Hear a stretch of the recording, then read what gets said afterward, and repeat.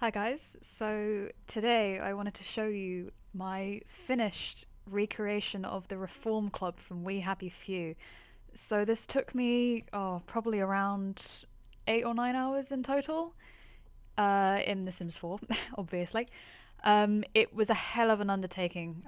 There's so many little tiny details that I kind of tried to put in and like wanted to include.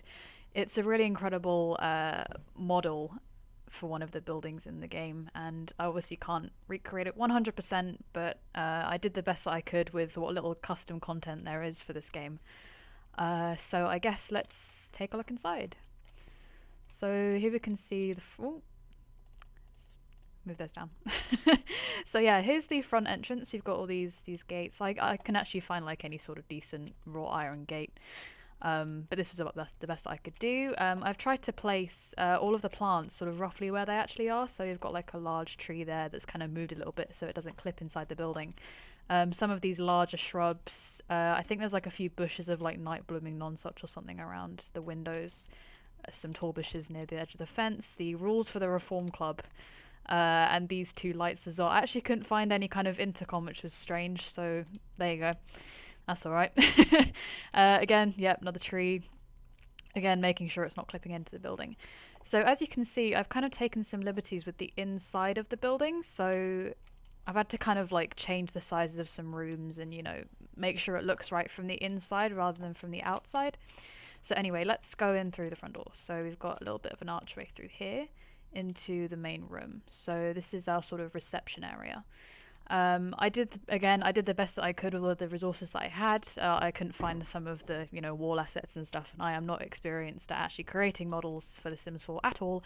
So yeah, I've just done the best that I can. Turned off the lights, changed to each individual light's color. Gotten some custom content with some of these posters to get the right sort of rough color, the right color. And these kind of neon signs as well. If we turn around, we can see the other side. So we've got the window of the reception desk where we get our entry into the Reform Club. Like maybe one day there'll be a Bobby standing here. I should also note that this floor, I actually couldn't be bothered to find a proper texture for this. However, I could be bothered to do every single individual diagonal tile with triangles to get the right pattern, because it's like a sort of diagonal diamond color. So yeah. So let's go through to the office. Again, accurate light, color placements, everything. That's supposed to be like the Bobby's button around here, but yeah, I had quite a lot of space and a lot of things to work with, so again, I did the best that I could. Let's go into the office. So I got some of these filing cabinets, again, hopefully kind of in the right place in terms of like where they are in the room. This chair in front of these paintings. We turn around. Oh, this can be a bit of a pain sometimes. Yeah, okay, so there we go. So there's the desk. Again, some kind of little bit of accurate placement, some light colours. That's green. So that's supposed to be where the sort of note is about all of the people that aren't allowed into the Reform Club. The alarm there. I've had to sort of add some lights as well just to make sure that the ambience is right. Ambience is right. To sort of, even though the lights maybe aren't there in the actual game, they're kind of there to like make sure that all the colours kind of sit right with each other. Yeah, you can see there's a little purple light behind there just to give that little bit of colour there. Moving into the first bedroom. So yeah, here we go. Some pop art on the walls, which was the only one that I could find, which is already in the game's files. Moving around to the corner, we can see this seating section here with some custom content of this bookcase and a little purple light, and the TV in the corner. Moving through into the bathroom, the little backwards bathroom that we find. I'm actually going to come out of this one because it's quite a small room. So yeah, I've got the toilet on the right hand side there. There should be some kind of curtain, but of course curtains have to go against walls, so I couldn't quite get that to work, unfortunately. Candles, which I can't seem to light, which is a shame because I think they'll be really good. I actually managed to get them lit up properly. Again, items in roughly the right place. All of these walls are kind of accurate to what the pattern of the walls is like with this plain bit in these tiled sections. Moving through, this is the sort of little back passage that you can get to this little side room. So I think Arthur moves through here and then comes around, finds this little bathroom, and then goes through here and back into the office. But yeah, so we've kind of come the other way, if you like. So yeah, there's a little storage room, little piano in there. Again, custom content piano. the other bedroom as well is basically just like a complete mirror image of the other one, except this time this bedroom has all of these sort of little boxes and stuff and all these crates and things, so I've added those in. Again, trying to make the walls as well as accurate as possible, adding some of these extra little curtains here, some of the wallpaper patterns. This is the sort of like side room slash changing room, so again, some lights behind that curtain there, just to make sure the colours sit right, the coat rack in the corner. All of these sort of filing cabinets are about as accurate again as I could get them. The chair in the corner and the lights on the walls. Okay, moving upstairs, so we've got these lights again, all completely custom coloured.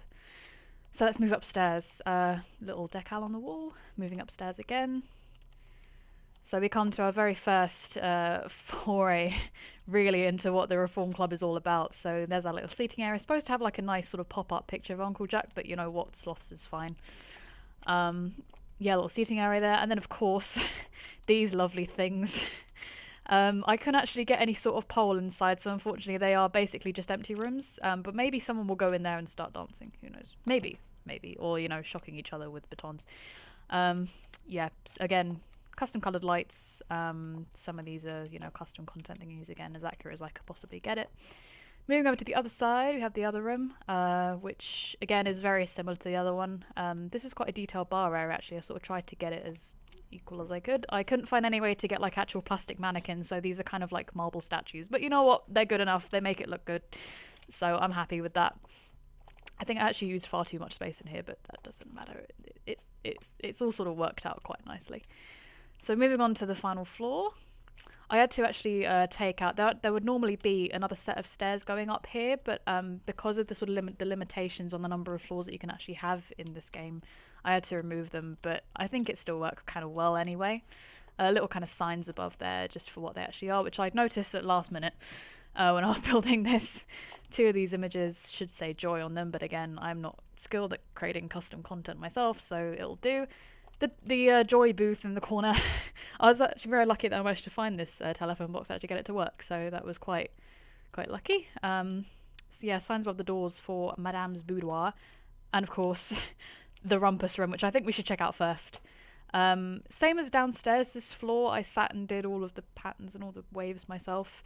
Again, some more marble statues about as best as I could. The little alarm there. These two lights in the corner, we turn around, and yet we see more of the statues.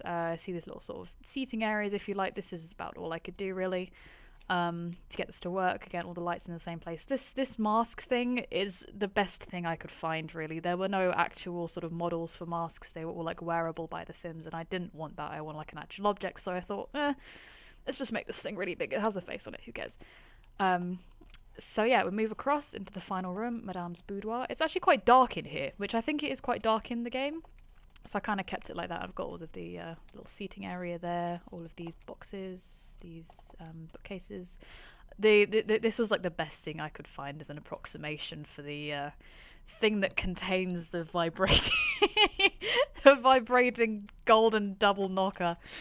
Again, two more statues here, and Madame's desk. And again, the placement is about as accurate as I could get it with this quill pen on the left-hand side, the light there, and some of these books stacked up.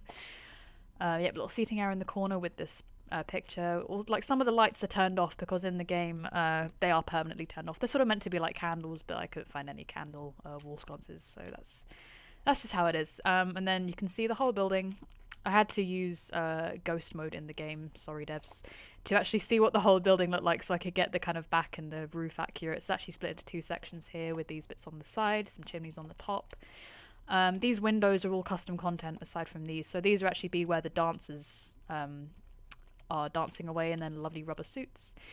All of these window boxes as well, this little balcony bit, the roof colouring. It's kind of like about as accurate as I could get it with my limited resources. Anyway, thank you very much for watching. If the devs see this, I hope you guys like it. I hope I haven't butchered your gorgeous creation of the Reform Club too much by putting it into this game with my limited skill. But yeah, thank you very much for watching, and I hope you've enjoyed.